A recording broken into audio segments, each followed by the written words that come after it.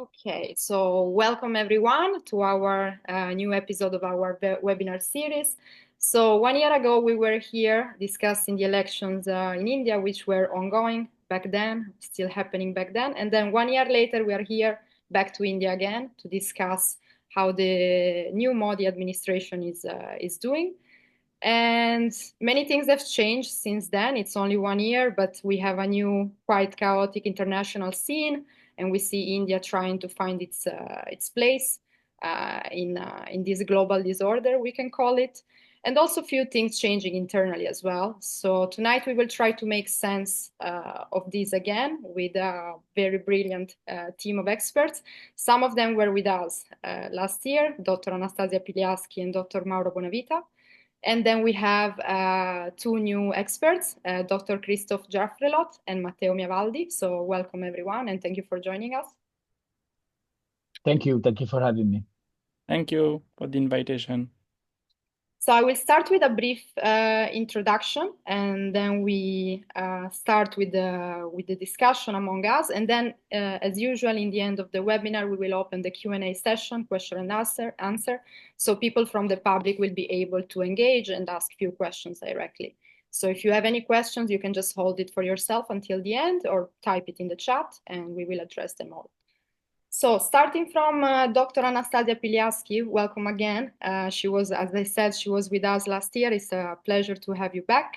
She's also a member of our scientific committee, and she's a reader in social anthropology and politics at King's College London. And Anastasia also spent quite a long time in India doing ethnographic research. So she has a vast knowledge also of the grassroots and the social aspects of the country. And her research is quite interesting because it's helping us understand how Indian perceptions of democracy are also shaped by cultural values and norms, ideas of hierarchy, and so forth. So we will discuss this later to try to make sense also of the recent elections. And then moving on to Christophe Jaffrelot, Dr. Jaffrelot, one of the leading voices on Indian politics. He's teaching South Asian politics and history at Sciences Po in Paris, where he is now, and also Indian politics and sociology at King's College London. His research has been focusing extensively on the issue of Indian minorities, and that's another topic we will touch upon tonight. Welcome, Dr. Jaffrelot. And then moving on to Mauro Bonavita, also a member of our scientific committee. He was with us last year. He is about to finish his PhD in international relations at King's College London, and his research is focusing on maritime strategy and naval diplomacy. And also he has been studying deeply the issue of the Indo-Pacific, and tonight he will also help us to make sense of Indian foreign policy, especially after the return of Trump. So thank you for being with us, Mauro. And Thank you, Carlotta. And last but not least, Matteo Miavaldi, a journalist and a podcast producer. He's writing currently for the Manifesto, and he has been reporting for more than 14 years, of which, if I'm not mistaken, 8 years were spent in India and China and Bangladesh. So I'm sure you're gonna bring some very interesting contributions. And if I can mention, he's also the co-author, or he was the co-author of Altri Orienti on Cora Media, of which I am a big fan and an avid listener, as I was mentioning before. So welcome, Matteo. Thank you. Thank you. Okay, so I would like to start from Anastasia because we will try to understand what happened in the elections we were following last year. And it was quite an interesting election, I will say, because this election demonstrated that Modi is not invincible. And I really like the definition that I read on many newspapers, that this was a victory that felt like a defeat. So my question for you, since you've been focusing on this and on the perception of the Indian citizens, I would like to ask you what changed in Modi's image and the way it's perceived by the public, and are we seeing what I believe to be a personality cult of which Modi has been surrounding himself with? Are we seeing an erosion of that personality cult? I think that this election, that's already a year ago, gosh, time really does fly, showed gave the lie to a lot of the myths that circulate in the press about Modi and his popularity and why people do vote for him and why they don't vote for him, what kind of a party, what kind of leadership, what kind of a future people are voting for. And what this election very simply showed is that the voters are not overwhelmingly, of course. I mean, there's a variety of reasons in every vast democratic system, and India being the vastest. There's a variety of forces at play, but overwhelmingly, the people voting in India are realists. They are pragmatists. They are interested in having roads, having salaries, having a better life.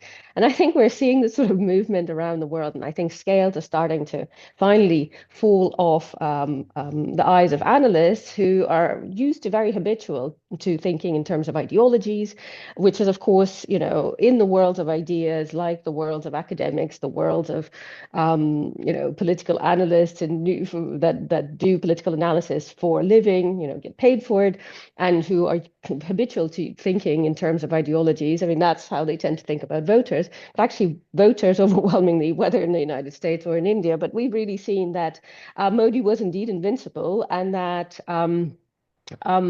what really happened, although psephologists have told me repeatedly that we haven't not seen any kind of pattern in last general election, but actually there is a pattern.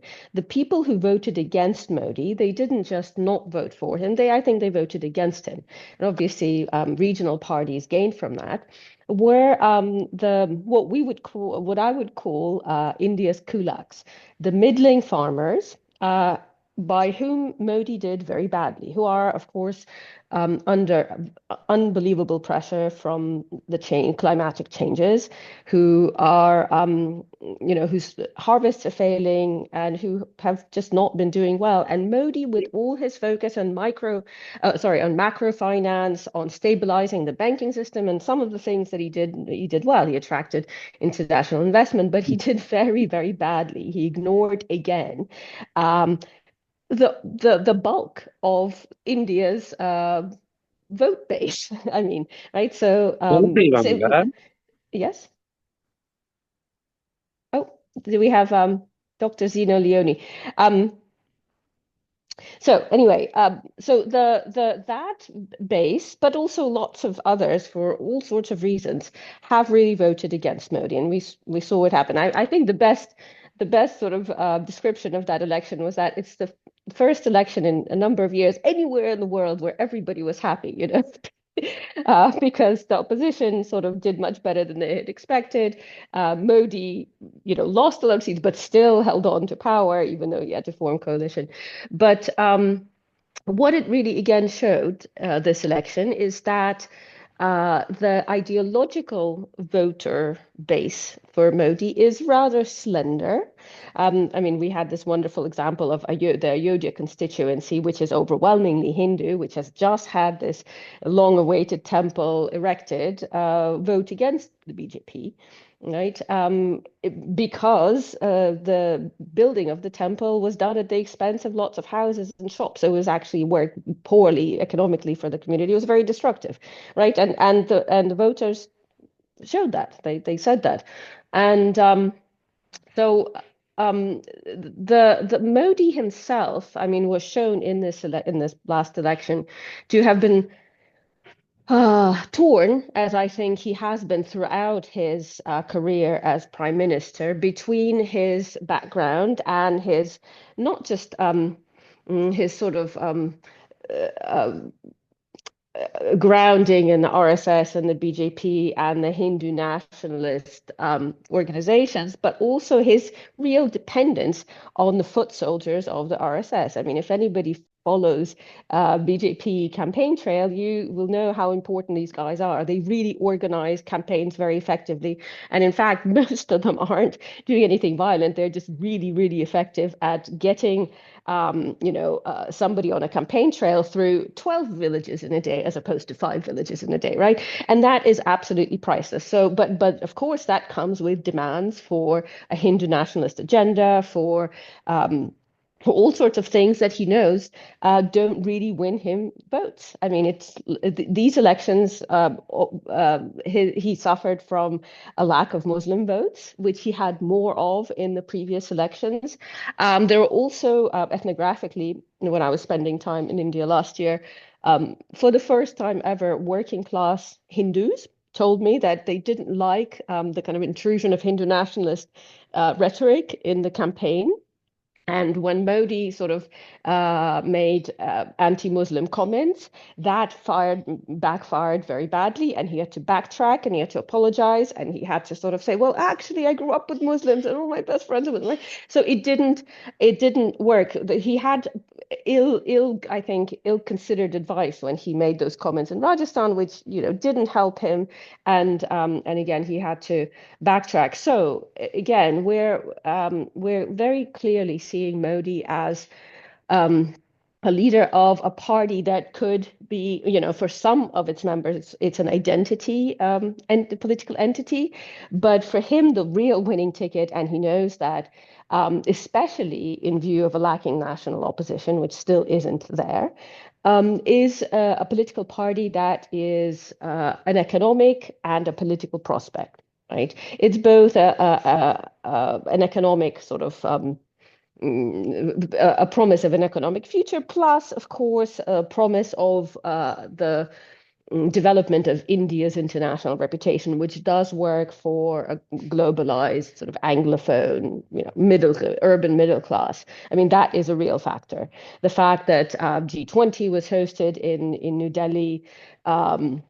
And Modi actually expanding India's international politics to new regions which India never existed in before. So, for instance, Eastern Europe, countries like Poland and so on, India had never had proper economic diplomatic relations with those places. So that, people talk about that quite a lot in sort of sitting rooms in Delhi and Bombay.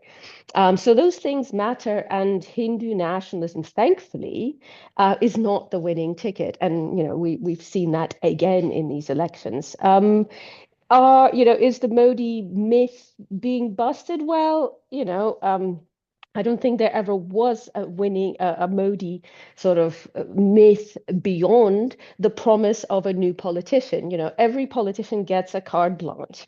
And Modi's operating in an environment without a national opposition to speak of, and he's had a chance. He's had 2 terms a decade now, and some things he did accomplish. The absolutely the poorest classes actually have done rather well. Tribals and so on have done rather well, but it's the vast agrarian sort of middle class that has really suffered.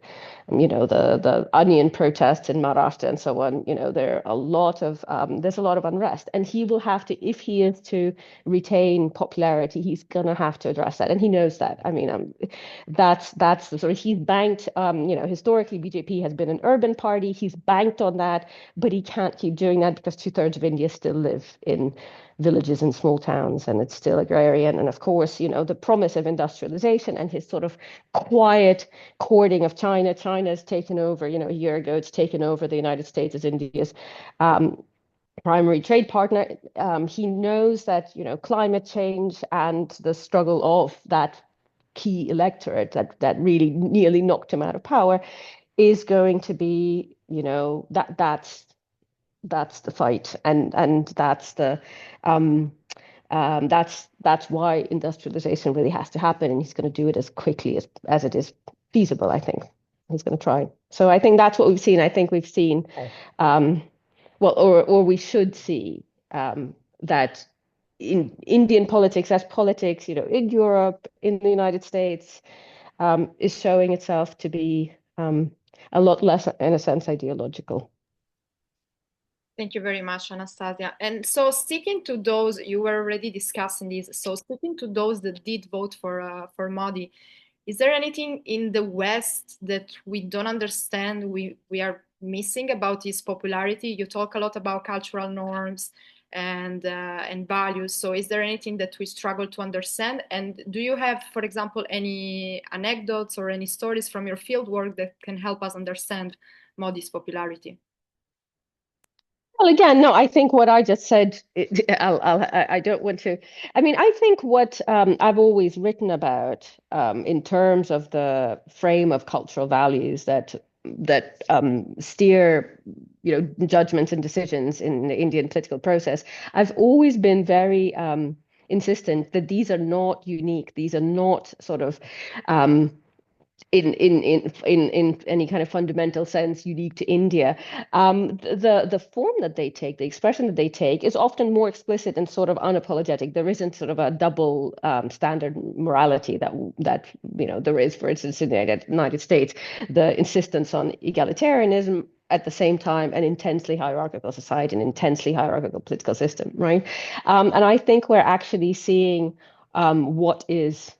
what we've seen in India, happening with the sort of celebration of the capacity, the celebration of the potency of the leader, their capacity to get things done, right? That's something that is a leitmotif in Indian politics on all levels. We're seeing that, obviously in the United States, the belief in a man who has proven successful, in the eyes of many of Trump's electors. Trump is a successful businessman, whatever the actual economics of his business say, and the same is true of Modi. But again, I haven't met, compared to 10 years back when I was on the campaign trail in 2013 and 14. There was a hope for Modi that was based on the famed Gujarat model that everybody talked about, and a promise. There was nothing but a promise, because he had never held a national post. He's only ever been a chief minister of a very small state. Now, of course, that's been tempered. It's been moderated, and people debate very intensely some of the ups and downs of his policies.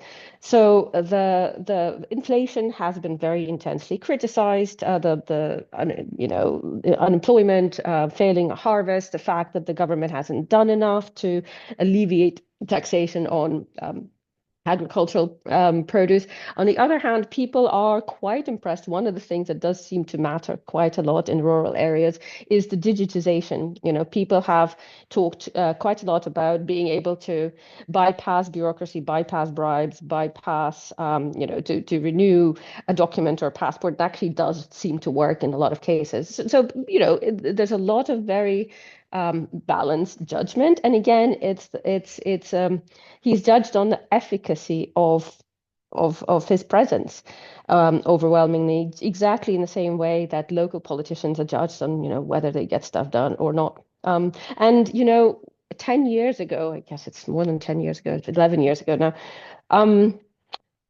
the judgment of Modi was exactly conducted in the same terms of the efficacy, but the difference was, of course, is that it was a promise. Now they've got 10 years to go on, right? And that's always, the incumbency effect always works against the politician. We're seeing that with Modi as we do with anyone else, I think. Thank you very much, Anastasia. I'm glad you touched upon the tech aspect, the tech revolution that is ongoing also in India now. That's something we will discuss later too. Does anybody want to add anything, or? Okay, I will move to the next question then. Christophe, something I would like to ask you. So in one of your recent book, one of the comments you make is that even if there was a different party, even if the BJP wasn't going to win the election, there will still be a Hindu nationalism that is still deeply rooted inside the country. So my question is, why do you think that trend is irreversible? And even if there was a different party, why do you think this wouldn't change? Well, because the movement we are talking about is now 100 years old. It is in fact celebrating its anniversary this year. It was started in 100 years. And in 100 years, they have penetrated all kinds of social milieus. Of course, there is the core organization, the RSS, that is the oldest one, that is the matrix, the mother organization. And it is modeled on the classic militia, paramilitary organization they emulated, the European ones, exactly 100 years ago in Europe, you have movements with different shirts of different colors. They chose white because that was also the uniform of the British police. In fact, they have adopted the uniform of the British police. And many of these movements were fascist and disappeared with fascism, or in fact became low-key when fascism was defeated. They were never defeated. They were banned on 2 occasions, 1948 after one of them killed Mahatma Gandhi, 1975 during the emergency, but for brief, very brief periods. So they could always recover and grow. And they have grown so much that now RSS is present in 75,000 branches across the country, except the south, Kerala, Tamil Nadu. They have a very dense network of their organization. And much more importantly, they have started to develop subsidiaries. So they are there with the largest student movement that is patrolling the university campuses. They have the largest labor union. They have the largest peasant union. They have also an organization that has infiltrated the judiciary. Another one that is made of ex-army men, retired officers. No, name one social milieu and they have their organization. And in most of the cases, it is the most disciplined and the most influential one. Now, that's one dimension of what we call the Sangh Parivar, the family of the Sangh, the family of the RSS. Another dimension is what we call the vigilante groups. Vigilantism is something we find in many different societies of the same kind. We saw them very much in the Islamic world, in the Muslim world. We saw so many Islamic organizations in Pakistan making it impossible to cross red lines such as blasphemy. And they were the ones who really decided what is legitimate. When it is illegal, it may be legitimate still. And therefore, you may send to jail people who are accused of blasphemy in spite of the police not even daring to say anything different. This is very much the direction we are seeing vigilantism operating in India. You have a huge network of vigilantes. One of the most of the best organized ones is the Bajrang Dal, that is another offshoot of RSS. And they do all kinds of systematic activities. Just to give you some examples, one of them is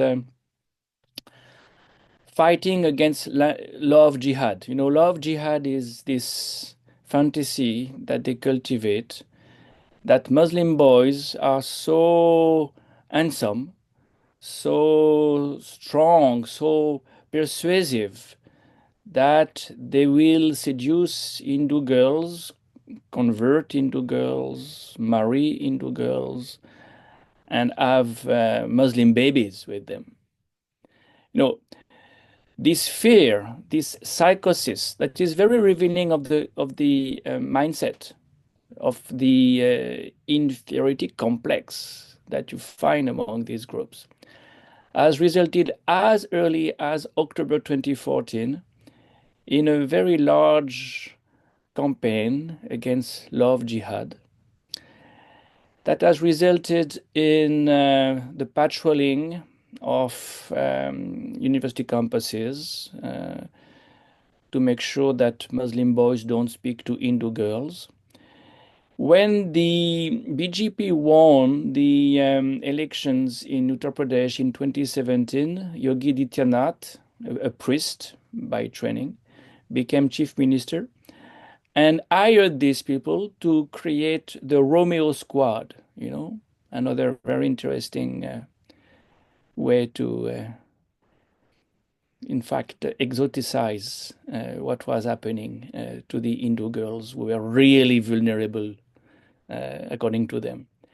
From love jihad, they shifted to land jihad to make sure that Hindus do not sell their property to Muslims in mixed neighborhoods, to make sure that Muslims are truly ghettoized. Of course, this is completely illegal, but intimidation works well, and you don't see Hindu families selling their property to Muslims. In fact, for Muslims to buy anything, to rent anything in a mixed neighborhood has become virtually impossible. We have reached a point when it is the real ghettoization process that had already been triggered off by the riots. Riots result in ghettoization. We don't have riots. We have other forms of intimidation, and this is the land jihad campaign. Third, you have this anti-Muslim movement that is based on cow protection.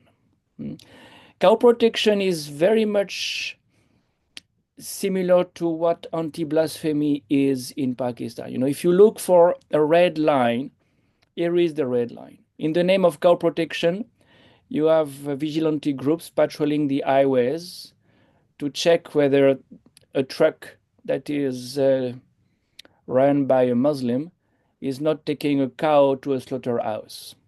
And if by any chance there is indeed a bovine in the truck, and if the man is not prepared to pay, because there is a form of racket as well, you can see lynchings taking place. And we've seen so many lynchings that has led the Supreme Court to pass a judgment saying that it's not because a Muslim farmer has a cow in his truck that he is going to the slaughterhouse.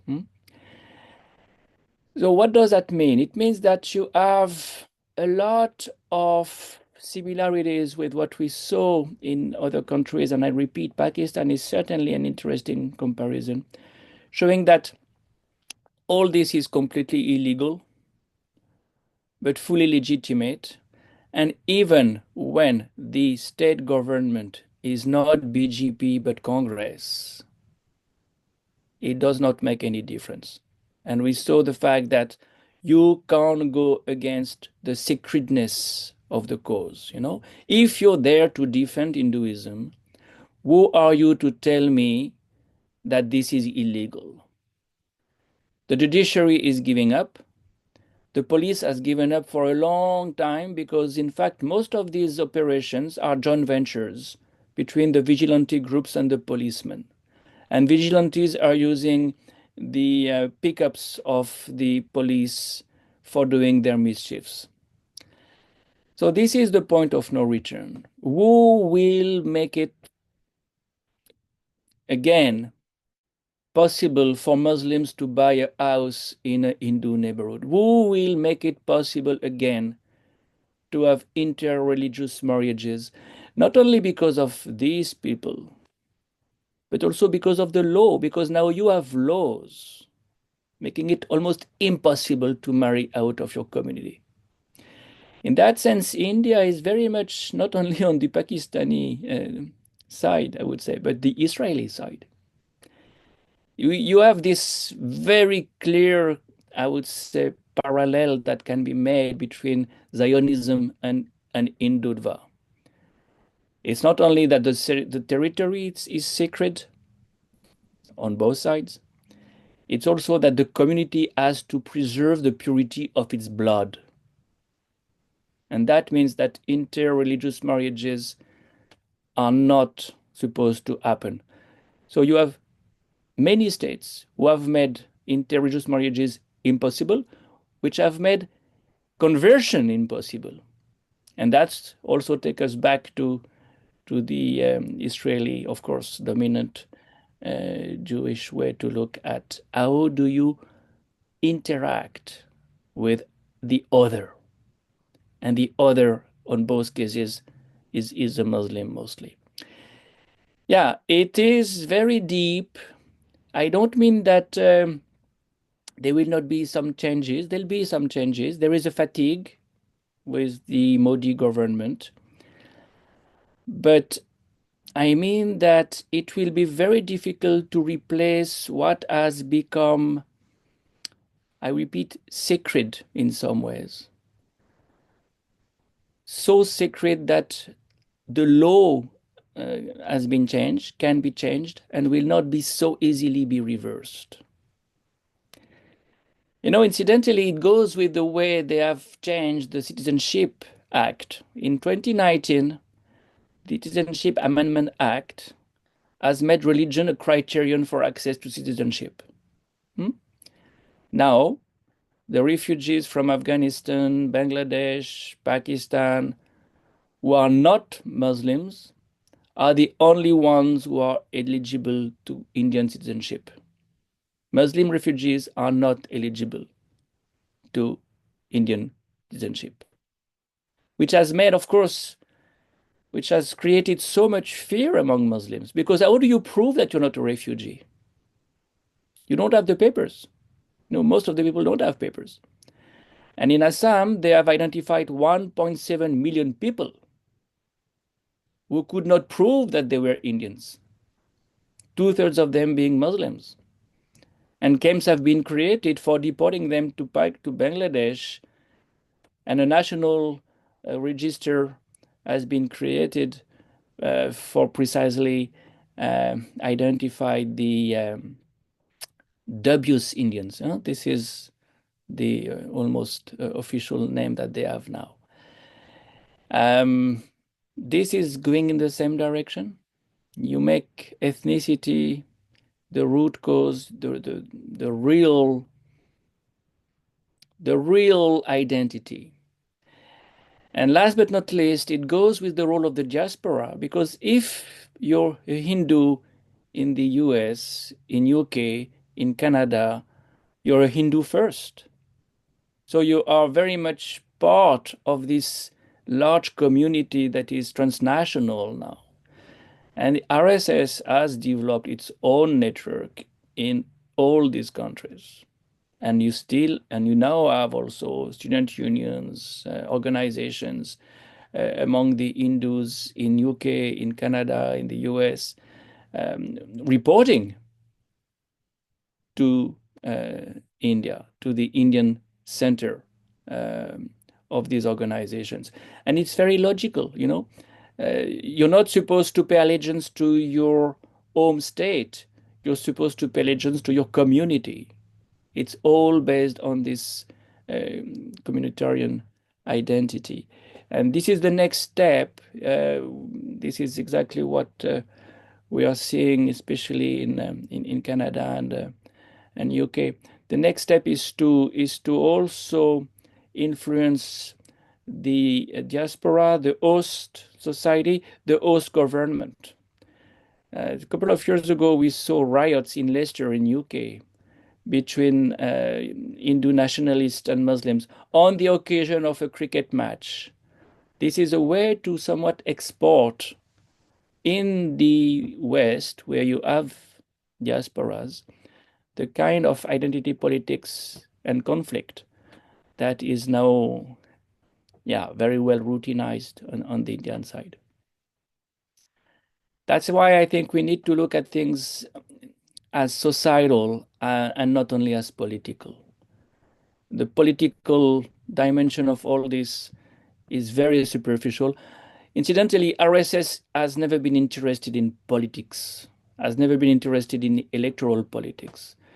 They are looking at a much larger agenda. They want to transform society, not only to conquer power. And that's why they have a long-term agenda. It's almost a millenarist organization. They don't count in years. They count in centuries. For them, this is the horizon, and they work on it. They have their own indeed mindset, and Modi will go. They will continue their work. Modi is just a couple of decades of governance. They go beyond these decades. They count in centuries. And the deep root, the groundwork they are doing is taking India in this direction for now many decades. Thank you very much, Christophe, for this very clear explanation. And I wonder, because you described very well what happens, especially at a grassroots societal level, between Muslim minorities and Hindu majorities. What happens when it comes to other minorities as well? And Yeah. another question is, do we see any significant form of dissent against these practices as of today in India? Yeah, no, you're right. We should not focus on the Muslims only. Of course, they are the target number one, but Christians are definitely the second target, and it makes sense because they are, as I said, convinced that the nation is made of the sons of the soil. The nation is made of those who have in their veins the blood of the Vedic fathers, as they say. You know, this is a racial, and this is again taking us back to Zionism. You know, Hindus are a people. Hindus are not followers of a religion. You know, like the tribes of Israel. They are the Aryans. They use these words also. So those who come from outside, Muslims and Christians, are the number one enemies, even though, of course, many of them are converts. And that's why sometimes they are a little bit uncomfortable because, if you speak in terms of blood, many Muslims and many Christians have the same blood as Hindus because they are converts. But still, they represent a religion that comes from outside. So Christians are the next on the list. Not only because they come from outside, but because they are very active in the realm of education. You know, you name one college, an Indian college that is prestigious, it is a Christian college. St. Stephen's, St. John, St. Xavier's, St. Ignace de Loyola, you know, name one. And that's something they are very uncomfortable with because they want to control education. You know, they want to reshape the mind of the youth. This is why, by the way, RSS focuses on young kids. Narendra Modi joined when he was 7 years old. That's how it works. And it becomes your family. You never leave the organization. So the Christians will be targeted for that reason. They'll be targeted also, they have already been targeted because of conversion. But there is one new thing that has emerged, in fact, last week only. Last week, as you may know, they passed a very important act against the Waqf of the Muslims. This is pure land grabbing, making it possible for the dominant groups to, appropriate the land of the Muslims. And the front page of the weekly mouthpiece of RSS, the organizer, was, "Do you know that Christians have even more land than Muslims?" Yes, there is a lot of land as a property of the church. So yeah, Christians are number two on this list for all these reasons. But there is a new group that is certainly shifting, and that is the Sikh community. Sikh people are still in two minds. In 1984, the anti-Sikh pogrom that was orchestrated by Congress after one of her Sikh bodyguards assassinated Mrs. Gandhi had pushed the Sikh in the arms of BJP. And for years, they were pro-BJP. And gradually, they have moved away from BJP because of this Hindu nationalist identity.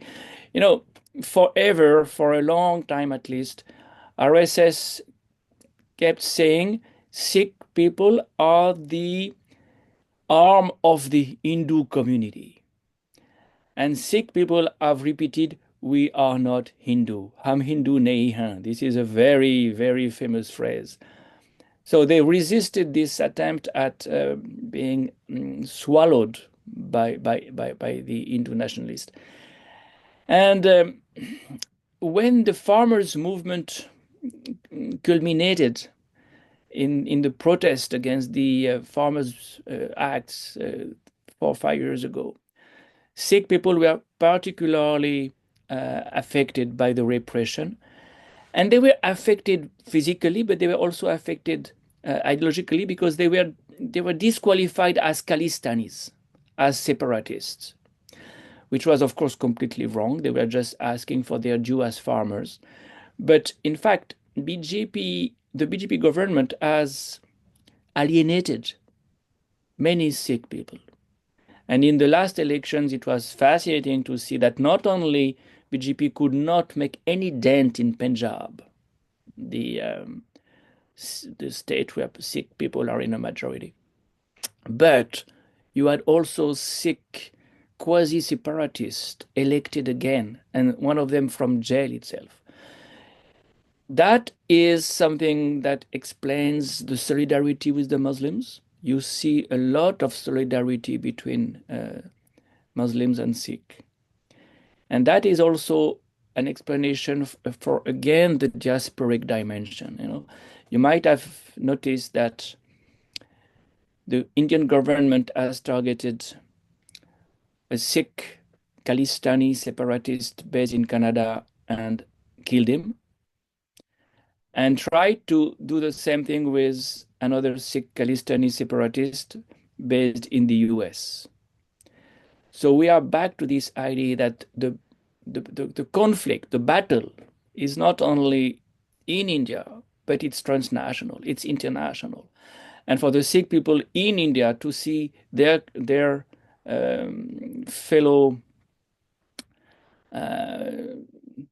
Sikh comrades attacked abroad is reinforcing the alienation. So, yeah, you can say minorities are somewhat in the same league. I would add one last thing. When we say minorities in India, we usually think in terms of religion. Well, we need to think in terms of language now, because the way Tamil speakers have been targeted recently shows that the Hindutva project is not only dominated by religion, but also, because it's an ethnic plan, by language. And to impose Hindi over the rest of the country is still a very important objective, something the Tamil speakers resent and resist very forcefully. They are really not prepared to learn Hindi.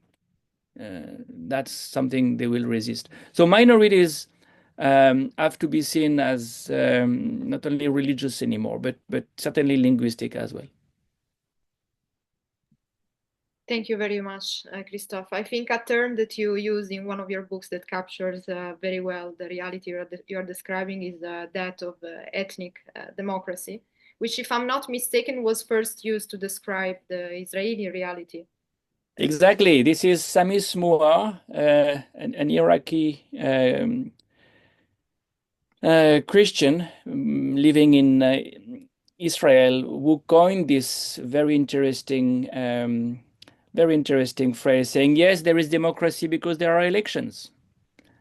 But clearly, some citizens are more equal than others, and Palestinians, Arabs in Israel are second-class citizens,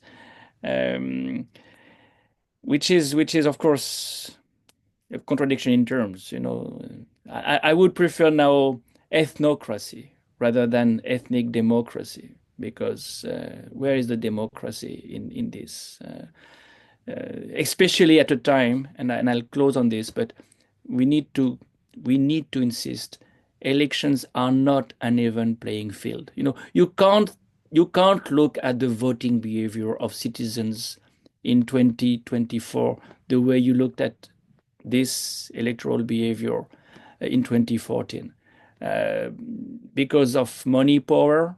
When BJP spends $3.5 billion in an election campaign to saturate the public space, much more than all the opposition parties. And when the press coverage is so much one-sided that on TV channels you have only the prime minister and the home minister, the last opposition TV channel, NDTV, being bought by the oligarch in chief, who is Gautam Adani. Where is democracy and pluralism and competition? So it's even less a democracy, and therefore it's not even an ethnic democracy. It's an autocratic ethnocracy in many ways. Thank you, Christophe. Some very good food for thought that we can keep in mind for the discussion in the Q&A session as well. But thank you very much for your contribution. It was very interesting. And now moving into from the domestic chaos, we can say, to the international chaos, to Mauro. We're going to discuss India's foreign policy at a very uncertain time. So we have been seeing I don't know if I should say ongoing bromance between Donald Trump and Modi, the fact that they both share a very strong nationalistic sentiment, the fact that Modi was inspired by the Make America Great Again movement, and he created the so-called MIGA. So we see a sort of chemistry between these two leaders. And then there are also some polls of Indian citizens actually saying that they believe that India can benefit from the Trump administration somehow. So my question for you is, how much of this is actually realistic, and can India really get some benefit out of this situation? Can it find a better place on the global stage, or how much of this is mostly speculation? Yeah, because obviously India was one of the countries that was also, like many others, laughed by the tariffs. So it's a bit confusing to me. So I would like you to let us know your thoughts. No, thank you. Thank you, Carlotta. Good evening, everyone. Thank you, ITSS Verona, for organizing this. Well, let's start with a clear picture. The day Donald Trump took his oath of office, without putting his hand on the Bible, but he still took his oath of office for the second time, the Indian foreign minister was sitting on the first row just in front of him. And this is a clear example of how the relationship between the two countries is composed by different factors. There are structural factors, there are political, as you mentioned, in the way in which the two movements look at each other. There is certainly the relationship between the leaders, and there is the environment around Donald Trump. Now, in structural terms, we can say that the relationship between India and the United States is at its best in the last 20 years, when the big change happened with the negotiation for the nuclear agreements that saw the rapprochement between Washington and Delhi.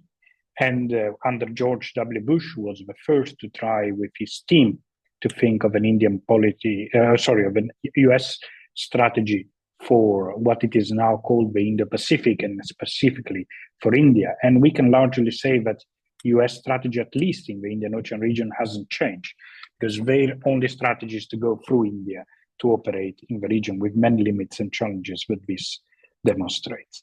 Now, the relationship between the two is obviously very strong because they have a very powerful adversary, which is China. And the way in which this new administration has shown the way to contract China as one of its core priorities, it's a clear evidence of the fact that the two actors will come closer together in this sense, at least in the long, short and medium period, as their goals tends to converge. Since January, when Donald Trump was reinstated in the White House, there has been at least 3 to 4 major points of contacts between the two governments, including the visit that Prime Minister Modi made in February to the White House, where we were already inside the discussion about tariffs. Nevertheless, he went there to reiterate the fact that his understanding of the relationship is very positive. India and the US signed an agreement, which is called the Compact, US-India Compact for the 21st century, which is compromising 3 core elements that we have seen evolving since the 2005 agreement between the two countries: the trade aspect, the technology aspect, and now the military, which has become one of the most important focus in the relationship between the two. It's not a secret that the US administration expects India to buy more weapons and systems, also to contribute to go to a certain extent to make the deficits look better. Now, convergence between the two actors, as I said, is not just strategic or structural, but it also has a very strong political concept. The way in which Donald Trump sees the world is a way which is much closer to how India and the current Indian government sees the world than it is, for example, with Europe. Not just in practical terms, the way in which, for example, both of them are closer to Israel, or they have a similar idea about how to engage Russia and try to disconnect to a certain extent the way in which communist China and Russia operate together, but also, most importantly, the way in which, in general terms, they see a world order which goes beyond the West frame world order, where an elite of super countries will come together as a club, and they will, to a certain extent, determine the way in which the world operates, with the rest of the countries going down. Now, some people more critical may say that this is already the case, and certainly we've seen this in the way in which the Foreign Minister of India, Jan Shaikar, describes the current order and saying, well, we do not really want something so different. It's something that already exists. But the truth is that our world order is compromised of norms, institutions, and ways in which our relations, which already exist, are to a certain extent mediated. We are not so sure that different idea, that different type of order would be the same. And the way in which Trump is starting to operate certainly demonstrate the way in which some of these elements could emerge more strongly. India has been hit by the tariffs, 27%, core elements, the agricultural sector, jewelry. Curiously, the pharmaceutical sector, which is one of the most important in terms of Indian exports to the United States, has not. And the major reaction from the Indian government so far has been largely a reaction of trying to downplay the way of tariffs. It is interesting to see how, unlike Europe, where the start of the Trump administration has generated large discussions and, to a certain extent, a certain level of divisions among leaders in the way to react, in India, there has been very much an attempt to use what was the Abe strategy. If you remember, when Donald Trump was first elected to the presidency, then former Prime Minister of Japan, Abe Shinzo, first thing that he did was to travel to the United States, meet with him in Trump Tower, and try to establish a personal connection, a link that would help to mediate in successive political and diplomatic discussions. Something very similar happens in the case of India. We see that the Modi card, which is very much at the heart of the way in which foreign policy is narrated domestically, it is also used in this case to try to reach out to the leader, to the US leader, and try to use this part of personal relationship. Starting from the fact that the relationship between the two countries is extremely positive. The question, of course, remains, and as you rightly asked in your question, is to what extent then this will have real impacts and real positive outcomes from the country. Now, the Reserve Bank of England, which is the central bank of the country, has cut down the growth perspectives, in the sense that there is very much concern in terms of the way in which tariffs might hit not so much trade, because obviously India is still in the process of becoming a trade export leader. It is not yet there, but the idea of domestic growth and the way in which inflation might operate. Now, if we look at the way in which the interactions have happened in the last 3 weeks, in the last 3-4 months, we've seen that senior US administration leaders like Tulsi Gabbard, who is the National Intelligence Director, we traveled to India trying to reassure the fact that relations between the two countries will remain strong, despite the fact that many around the Indo-Pacific are facing enormous doubts about the way in which the United States will continue to operate and how much this will act. Well, your question is interesting, Carlotta, for a very simple reason that we see that there are certain elements of convergence and some very important questions where divergence between the two countries is there. India, since Galwan until the year of election last year, it has kept a very tough stance against China, both in terms of the border discussions that were ongoing in the Himalaya, the symbolic gesture of banning certain apps that China had operating on the Indian market, but most importantly, a very important attempt to try to see how and if to de-risk the dependencies. Now, very quietly, since last year, the Indian government has gone back to many of these issues. There has been an agreement in terms of patrolling the border, which is basically a new status quo agreement with not really real definitive solutions there, which is positive because it means that until the next time when the People's Liberation Army will march into India to kill some soldiers, we're not going to have any problems. But most importantly, what emerged very clearly is that any attempts to try to render Indian economy less dependent from China were not successful. And therefore, when we think about the short term, which is to address the element of tariffs and try to create a stronger technological and military cooperation, and we think about the medium-term goals, where the United States and India comes together, which is to manage the rise of China, which is, some may say, already rise, but we'll see until that point. And hopefully, from their point of view, of course, to try to manage a decline, or at least perceive a decline of China, which might make them feel comfortable and secure, the two countries will have inevitably to work together. At least this is from the Indian point of view.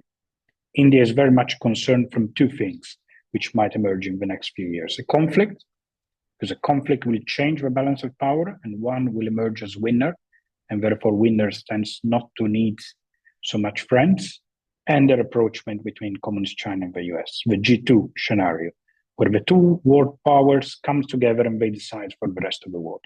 Now, the first scenario is something which can happen anytime. We've seen Chinese aggressiveness around Taiwan, which is increasing. We've seen tensions and problems that arise all the time. To what extent this can transform from a limited conflict into a wider one, it's another discussion, but certainly is there. The second scenario, the G2, is something which is still very far away. We do not see, at least at the moment, any sign of it. Of course, we are talking about Donald Trump. We never know. Tomorrow morning, he might say that Xi Jinping is the greatest of ever, and that we never know. So to conclude on this, the real divergence which emerges somehow in the back of the current crisis between these two countries is the long-term relationship between them. So the United States needs to have allies in Asia to try to contain China. They are perceived as a declining power and the one which is creating chaos, as you said, but they're still very much the superpower of the world. India, at the other side, it promotes itself as a strategic autonomic power, as a power which is already a superpower, but the truth is that it needs to buy time to have internal domestic growth of economy, growth of material capabilities to get to a point where it can really assert itself as a superpower. Is this the case? Is this the desire of the United States? Is the United States really willing to work in the long term to have India as a superpower? I think this is a big question mark. And the fact that at the end of the day, sanctions, tariffs were also imposed on the Indian economy is a demonstration that the United States operate, as Modi said, America first, and as he wants to do, India first. He said that these two concepts converge. Is it true? Big question mark. Thank you very much, Mauro. And talking about convergence in general, I think there is a place where this alignment of interest is quite strong, and that's also the heart of your research. So I couldn't avoid asking this question. What about the Indo-Pacific? I'm thinking about alliances like the Quad. What do you expect to happen there in the near future? No, it's very good question in the sense that we have a point of view from the West where we see the disruption that Donald Trump and his administration have made in Europe, which is quite significant. And it seems that the way in which the US are operating with their traditional and stronger allies is probably advancing at a very fast pace some structural change that will emerge. No, the way in which Europe is encouraged to invest more, and therefore in the foreseeable future, it will have a more major say in its own security.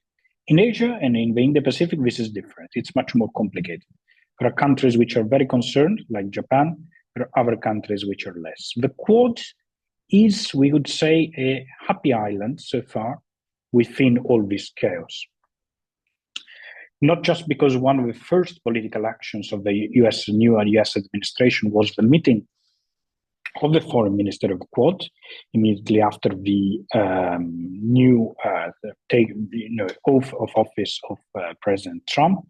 Marco Rubio, the new Secretary of State, met the Australian, the Japanese, and the Indian ministers in Washington. The fact that the Secretary of Defense, despite the fact that he has low credibility because of many scandals and personal, characteristics, but he has been around the Indo-Pacific to ensure the different countries.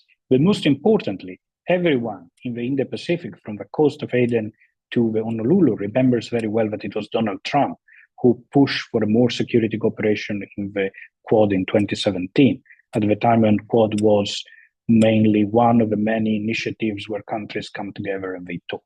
Now, in the Quad, I think there's everyone is winning from a return of Donald Trump. India wins very much because Quad is the platform where India can really act at an international stage in a friendly environment. It's very different from the Shanghai Cooperation Organization, where India needs to be there in order to counterbalance China and Pakistan and all these actors. It's very different from the meetings they do at BRICS, where Communist China is now bringing more and more countries in order to dilute the regional group and try to impose more ideas. It's different in the way in which it operates with the European Union, where we see the imbalance in terms of expectations and the fact and what really the European Union is interested in achieving in terms of FTAs is there. Quad is the place where big politics is discussed. So it's the way to realize the idea that India is a great power or is on the way to ascending to great power. So the more Trump put emphasis on the Quad, the better it is. It is also at the political level a good thing because it will strengthen the role of Narendra Modi as a strong leader who sits among stronger leaders, something that it has always been there since the beginning of his term. We've seen this particularly, as Anastasia was saying, during the G20, where his personality was very much promoted as the person capable of bringing together at the time. If you remember Russia, it was a few years after the Russian invasion of Ukraine and other elements. Modi is one of the first leaders to meet Donald Trump at the White House in February. We see that Benjamin Netanyahu, the Prime Minister of Israel, a very strong ally of the United States, had just met Trump, so it was after Modi. So I would say that Quad is probably a platform that will remain. Now, to what extent this will see an increase in Indian engagement in security, in hard security operations, this is another question. I think it was quite interesting to see how few weeks ago the Indian government has accepted to coordinate its efforts in the Gulf of Aden with the international operation which is going on there to try to protect trade from the Houthis attack. It happened more or less at the same time when that, how should I define it, curious episode of the signal chat occurred, where we saw very many attacks against Europe and the idea of that Europe is somehow living on the back of the United States, protecting them there, while we know very well that there are European assets operating in the Gulf of Aden since very long time. So this is debatable. No attacks were made against the Indians, who are also present very much in the area, and we're providing a lot of support. Now, for the first time, we see that India is joining as form of coordination, which it has not before. Is this a sign that we might see more in terms of security? It will be interesting to see. Certainly, from Trump's point of view, Quad will need to be a more security-focused operation. In general terms, and I will conclude with this, around the whole Indo-Pacific, in terms of stability and security, there are many issues regarding the South Asian region in terms of stability and the way in which India operates there. And in general terms, in the way in which we see disruptions happening in Southeast Asia. We saw recently the effects of natural calamities happening in Myanmar with the geopolitics that is going on there. And we tend, unfortunately, to forget how much climate change and natural disasters often are very much interlinked with the way in which geopolitics operates. But at the end of the day, there will be a strong coordination between the two actors. If not for us, as I mentioned at the beginning of my previous intervention, for a very simple reason that for the United States, the Indian Ocean region is still very much India. India remains the gate for US intervention, diplomatic, technological influence-wise there. So this relationship is mutually beneficial. Thank you very much, Mauro. Very interesting. And I think also Quad can be described as a platform where India feels more like a protagonist compared to the others that you were mentioning. So definitely something we should keep an eye on for the future. Thank you very much. And last but not least, Matteo, I wanted to move to a different angle when we talk about India. And that's just because I feel like sometimes, especially in the Western world, we don't really understand the scale of the digital transformation that is happening in Asia, not just in India, everywhere in Asia, but especially in India. And it's quite interesting because Anastasia was just mentioning before how the people actually need a modernization and to reduce the bureaucracy. So there is a system. Most people are not familiar with that. So I would like to ask you to describe how that functions in everyday life for the Indian people and what are the risks, what are the benefits. The system is called Aadhaar. I know you've been researching this in your podcast, so the floor is yours. Yeah, thank you. Can you all hear me? Yeah, I think so. Yes. Yeah, great. So actually, it was very interesting for me to hear Dr. Piliavsky when she said that at the grassroots level, the digitalization of India is something that people really recognize. No, it's something that they're proud of, and it's something that they credit to Modi. And actually, this is sold to the public as a huge success story. So when Aadhaar was introduced in India, and this happened some 15 years ago, the goal was to optimize the reach of the state welfare. So it was to make it more easy for people that needed to receive food grains and gas cylinders to actually get these benefits from the welfare state. And this was how they sold the Aadhaar project to the public. But then in the last 15 years, the Aadhaar project became something completely different. As of now, and I checked the number this morning when I was preparing for this webinar, there are 1,417,000,000 and plus enrollments in the Aadhaar project.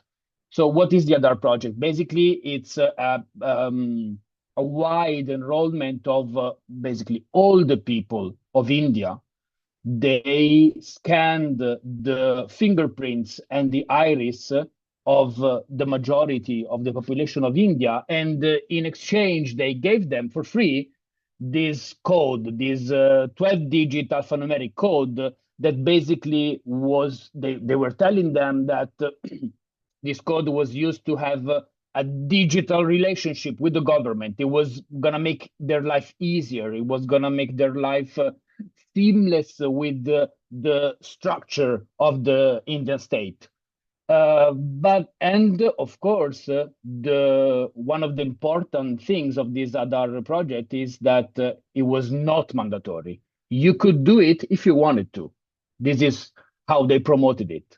But then along the line, along the years passed, and Aadhaar started being impractical a mandatory ID, because there were some services that the state and then also the private sector was not giving to the people if they had not the Aadhaar number. So when this became basically a mandatory, at the same time, what was supposed to help the poor of the country started showing signs of malfunctioning. There were several instances of food rations that were denied to someone who was entitled to receive them, and have been recorded in these years, these instances. Sometimes because the authentication of the fingerprint of the retina scan was not successful. What I mean is there were people queuing up to get in their food grains, and the machine at the local government shop was not recognizing their fingerprints, and so the government officer was saying, "Okay, the system is not giving me the red light, the green light, so I can't give you food." And there were instances where people died out of starvation because for more than weeks they were trying to get this food, and their request was denied. Sometimes, in other shocking instances, services were denied because people went to get their food grains and they were not informed that there was this new Aadhaar system in place. They went with their old ration card, and the ration card either was not accepted or was cancelled, because the system itself, after some time, automatically canceled all the ration cards that were not linked with the Aadhaar code, because it presumed that the ration cards that were not linked were either duplicates or fake. And then, of course, there were instances of leaks, identity theft, and misuse of Aadhaar code. And when I say there were several leaks, I mean there were leaks of literally thousands of personal ID made available online by people who were able to steal those information from the Aadhaar database. One point which is very important is that all this data, the database is owned and managed by the government.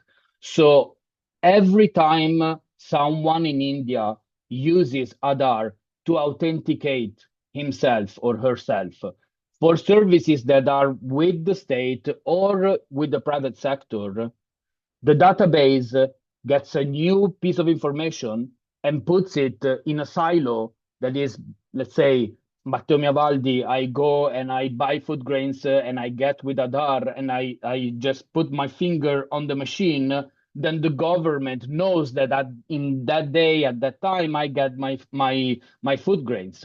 And then I go and I pay my electricity bill with the same process, authenticating myself with Aadhaar. And so all this information, they go all together. What's the problem? All these informations were put together without a law that was regulating how these informations were used by the government, how these informations were protected somehow. There was a matter of privacy and a matter of data protection.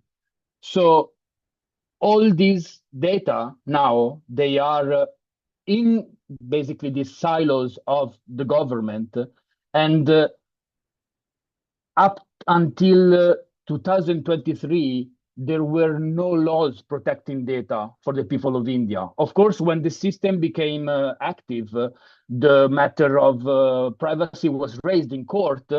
And in 2017, the Attorney General representing the government said in court that privacy was not a fundamental right for the people of India. Thankfully, some weeks after, the Supreme Court's judgment said the exact opposite. So yeah, there is a fundamental right for privacy, but nevertheless, in 2023, finally, there arrived this new law. It's called the Digital Personal Data Protection Act. Okay, so it's the law that basically says what the government can or can't do with the data that the public is willingly giving to the government.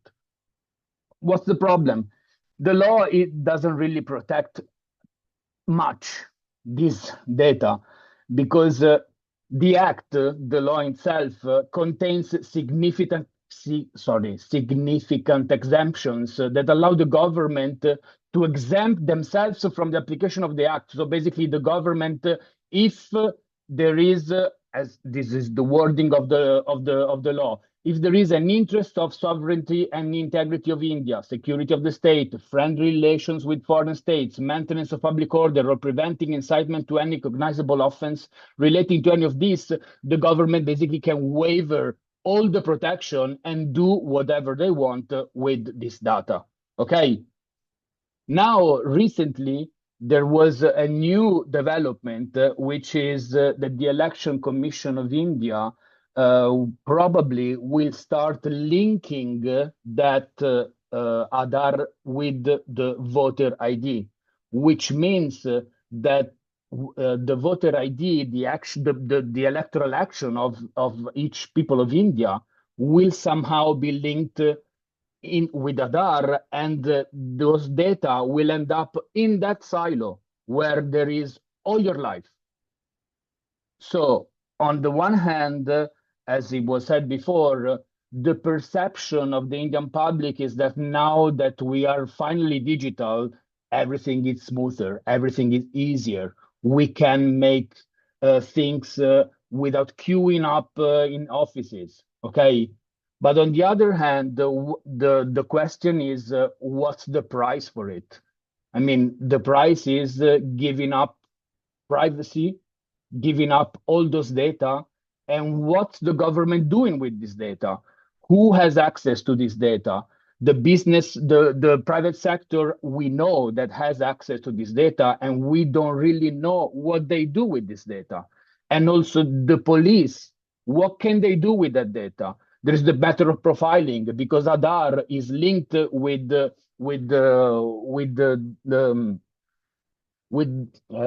surveillance cameras that are installed in India. And those surveillance cameras, they work with artificial intelligence that can recognize your face to a certain degree of success. So what's the risk of digitalizing the biggest country in the world? We still don't know it because the government is not really taking into account all this sort of controversy, but on the other hand, is pushing a lot for the international community to sell them, to give them the same infrastructure. So basically they're saying, we tested it. We did it in 15 years in India, and we've seen that it's working because we have almost 1.5 billion enrollments. With the Aadhaar, we use it for mobile numbers, for credit cards, for bank accounts, for medicines, for whatever, and it works. Do you want it to work also for your country? The majority of the countries that are interested in this kind of framework, which, by the way, is given in open access, in open source by the Indian government, are countries which are not really at the top of the chart of democratic fundamentals, let's put it like that. So yeah, on one side, if you go to India now, and I mean, all of us here, and probably most of the people that are listening to this, they've been in India for some time. I was surprised when I went last time, and a friend of mine basically brought me along, and he had to buy a SIM card. And buying a SIM card with Aadhaar, it takes literally 5 seconds. And I remember for years that the whole process of buying a SIM card in India until some years ago, it was incredible. It was like hours. You had to bring photo IDs and papers and write papers. So there is the ease of doing things, but there is a huge risk of privacy. That is something that is very difficult to communicate to the public. The general public doesn't know, doesn't understand what's the risk in there, what's profiling, what's giving for free all the data of your life to the corporate sector. And this is for sure a challenge that India will face, and it will be a challenge for people that are trying to criticize this system. Because on the other hand, the general narration of this system is we've done something great and it works. And everybody is looking at India because we did it first and we want to sell it to everyone else. So yeah, this is the state of the art of digitization in India. Is a huge success story with a very dark background. Thank you very much, Matteo. So from what I understood, there is not really a very strong conversation in India about the risks of this system. And would that mean that we will see Aadhaar permeating even more dimensions of life in India for the future? We are already seeing this. We are already seeing this because the government, it seems that the government is not really open to conversations. This is something that it was not voted. I mean, the government decided to do it, and it did. And it did that. And it did that even when there was no law for data protection. And the system has been working without a law for data protection for years. So for sure, this is going to permeate the life of Indians for a simple reason. I mean, this is my hunch. I read some critics of, and there have been people in India that have been saying this for years. The whole Aadhaar project doesn't have anything to do with helping the poor. Has everything to do to create a sort of digital economy. And the digital economy is in the interest of the corporate section. So basically, the government is working hand in hand with the corporate sector to give them a huge amount of data that they can process and collect and use however they want without any restriction. And I believe that this is a huge model for people all over the world that want to make money and they want to develop their own digital economy. The problem is that in India and in the rest of the world, there are a lot of people that won't have any good things coming their way if this digital economy is developed. There will be people that are excluded. For instance, right now in India, one crucial point of criticism of Aadhaar is that you can update and manage your Aadhaar account just if you have a mobile number. And what if you can't afford a mobile number? If you can't afford a mobile phone? What if you can't? The state is mandatory for the state to put their services for everyone without limitations of either you have a phone or not. And this is something that is not being discussed. Thank you very much, Matteo. Quite interesting that this is a system of which India will probably become quite a big exporter to other countries as well. I'm really sorry. I know we stretched very long. So Anastasia and Christophe, if you need to leave, I totally understand it's quite late. So thank you so much for being here. It was really a honor. Thanks for having us. It was fantastically interesting. As usual, it's very insightful to listen to your thoughts. So thank you so much for being with us. We will wrap it up soon. I just know there is a question coming from Arslan, and then I will have a quick one for Mauro, and then we can we can close the event. I know every time we do an event on India, it always stretches very long because there is just so much to discuss. Ardan, do you want to step in quickly? Yeah, thank you. First of all, thanks a lot for this really fruitful and healthy discussion, something we miss a lot here. So my question is open to everyone. So who would like to speak would be really great. So the question is, with Modi 3.0 emphasizing clean governance and digital India, how do these top-down approach interact with the everyday political realities of local patronage and informal power structures? Thank you. Who would like to go first, Matteo or? Yeah, I can go first, and I can say that I don't really know how they do it. First, because I've been missing from India for some time. But secondly, because I think that the real aim of the whole framework is not really to interact with grassroots organizations or informal organizations. It's just to build a sort of infrastructure that can be used from businesses, from the corporate sector, to sell their products in an easier way, and to have the public that becomes, of course, the customer at much closer. They can reach them with the phone. They can reach them in a digital way. And this is something that India is trying to exploit a lot, because it's a very promising area for growth. And this kind of growth will end up in the GDP growth trajectory, which basically is the number that India brings around the world to say, hey, we're doing great. India in the last 10 years, among the major economies, has been the economy that has grown more and faster. So that's the goal. The goal is to bring that number up. It's not really to take care of people that are most in need in the country. That's my opinion, at least. Yeah.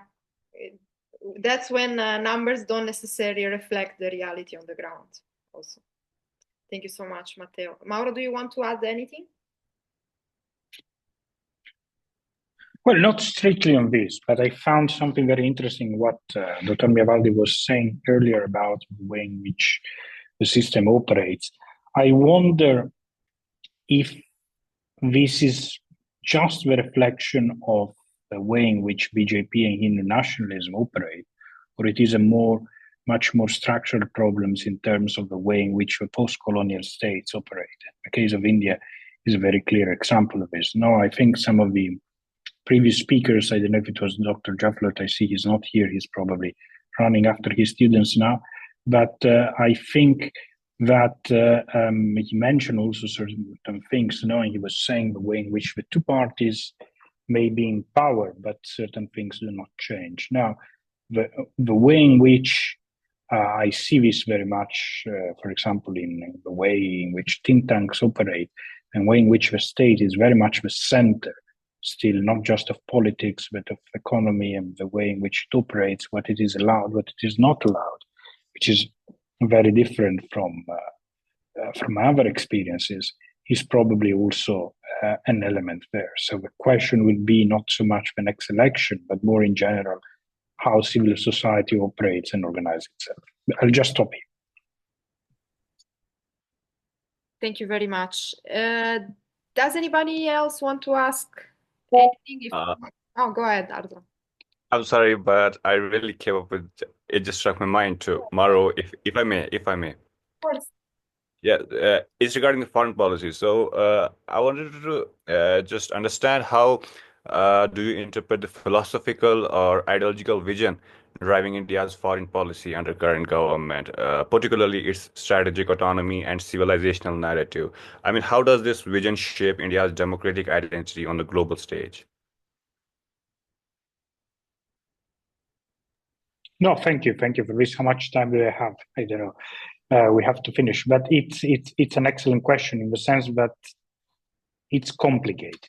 No, it's complicated. India remains very much a rational actor for many things in the way in which it understands the type of threat and challenge that communist China poses to itself, the need to work with actors like the United States. And this is very much part of the things that we see.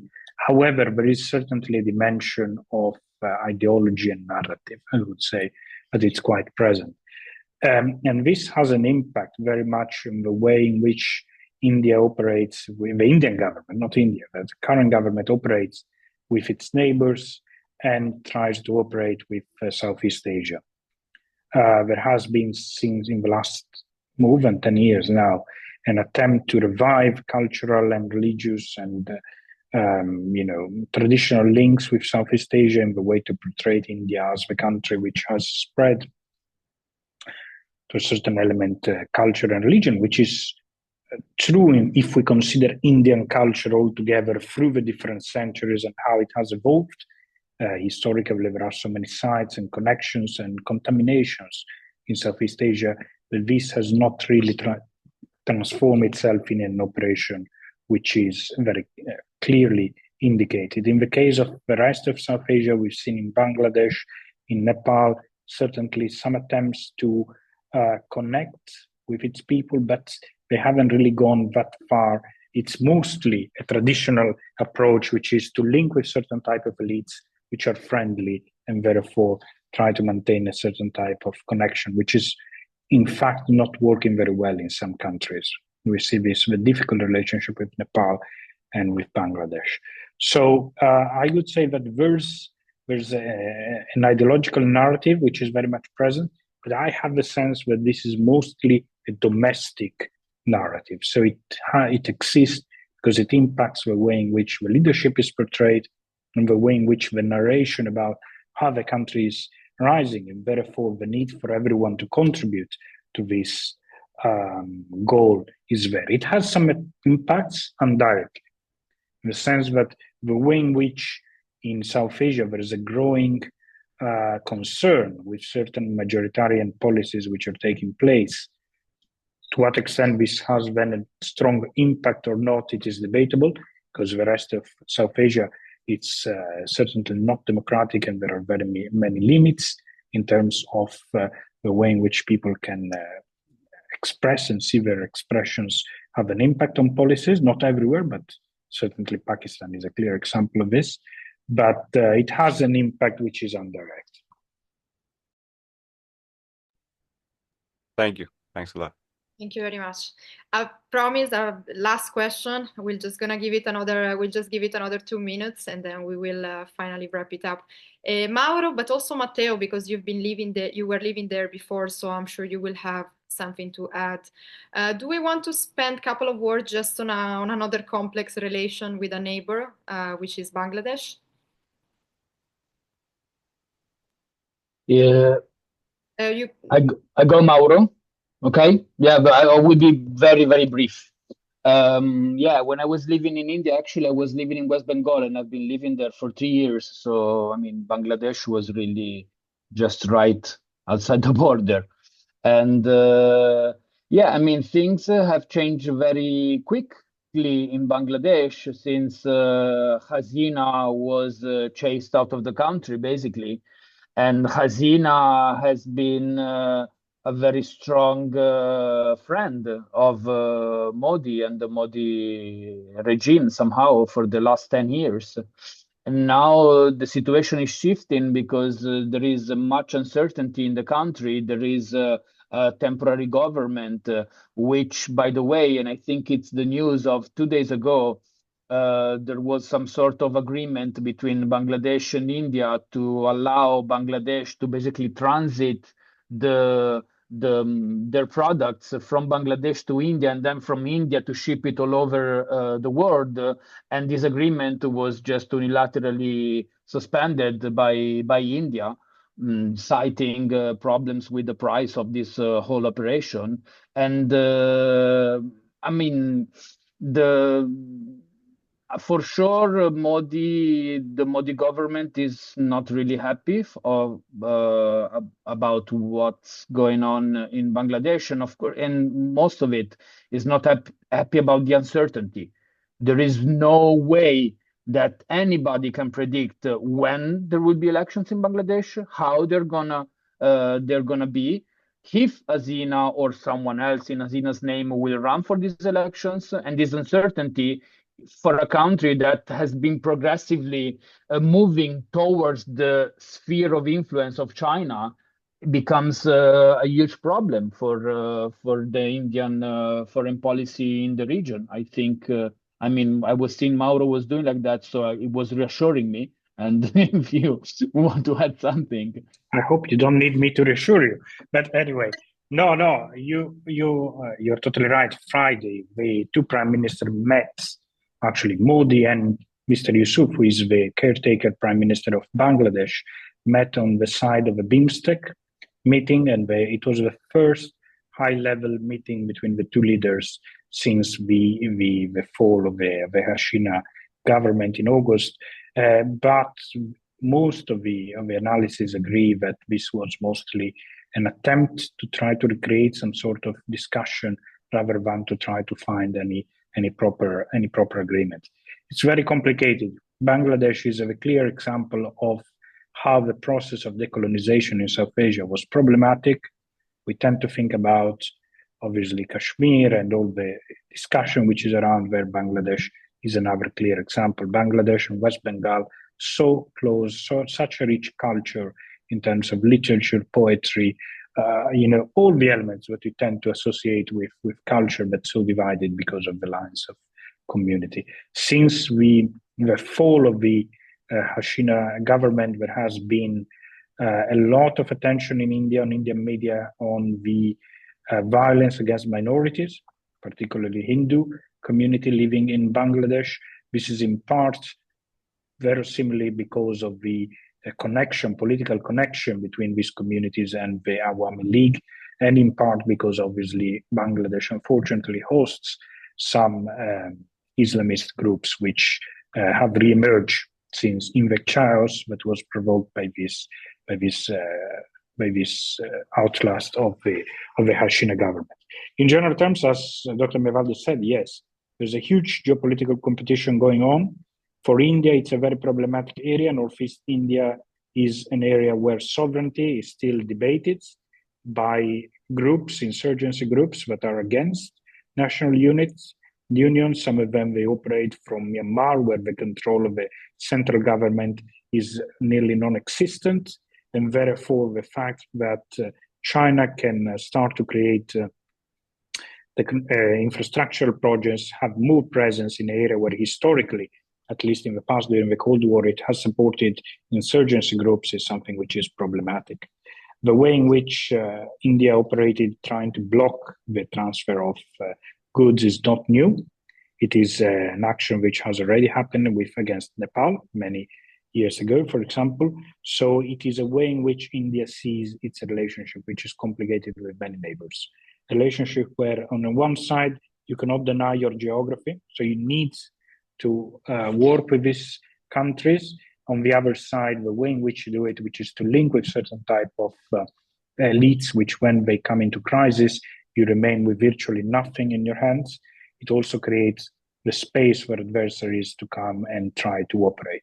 India has been very generous, not just with Bangladesh, but with countries like with Sri Lanka, which is another problematic neighbor, in terms of supporting them economically.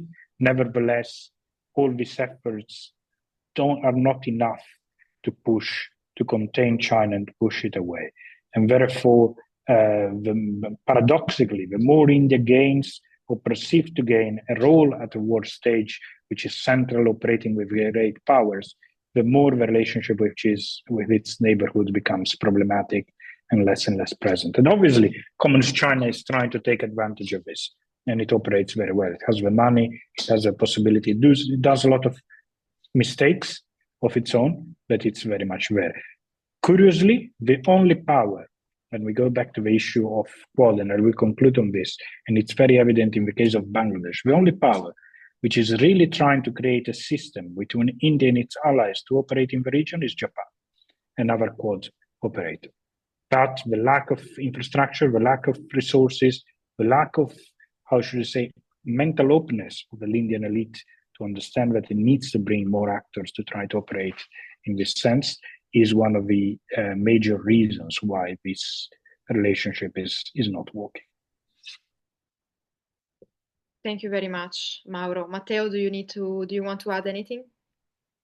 I will just stop the